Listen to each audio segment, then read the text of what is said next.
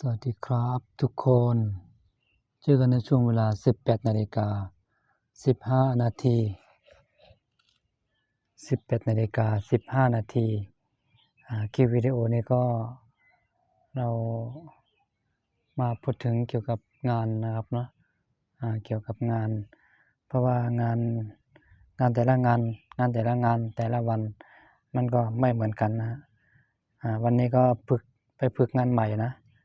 เมื่อเช้าก็ไปเทปูนเมื่อเช้านะเพื่อตอนบ่ายมาก็ย้ายมาทำงานที่อีกที่หนึ่งนะย้ายมาทำงานอีกที่หนึ่งแล้วก็งานที่นั้นมันเมื่อก่อนเขาจะขายหิ้งพระนะครับเนาะเมื่อก่อนเขาจะขายหิ้งพระแล้วก็คนที่เจ้าหิ้งพระเนี่ยเขาก็ย้ายไปอยู่ที่อื่นพอดีเจ้านายอีกคนนี้ที่ผมไปทำงานด้วยมันวันนี้นะที่ผมไปทำงานด้วยมันวันนี้มันก็ขับไปเช่าอยู่ที่นั้น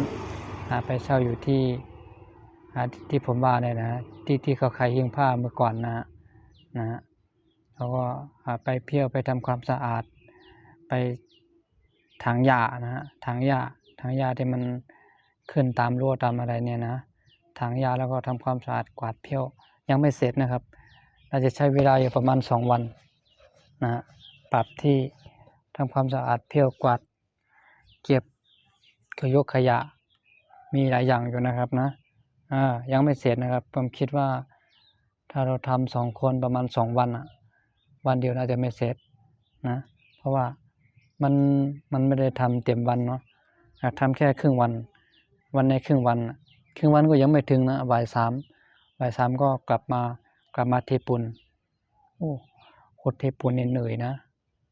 ะครับทุกคนที่ไม่เคยทำงานหนักไม่เคยเทปูนมาก่อนก็ไม่เคยทำงานก่อสร้างมาก่อนนี่ดีไม่ดีเขาไม่สู้เลยนะฮะถ้าเทปูนทั้งวันก็เหนื่อยนะวันนี้เข้างาน9 โมงเช้าเลิก6 โมงเย็นเข้างาน9 โมงเช้าเลิก6 โมงเย็นนะก็คลิปวิดีโอนี้ก็จะมาอัปเดตประมาณนี้นะครับก็ถ้ามีคลิปหน้าก็จะ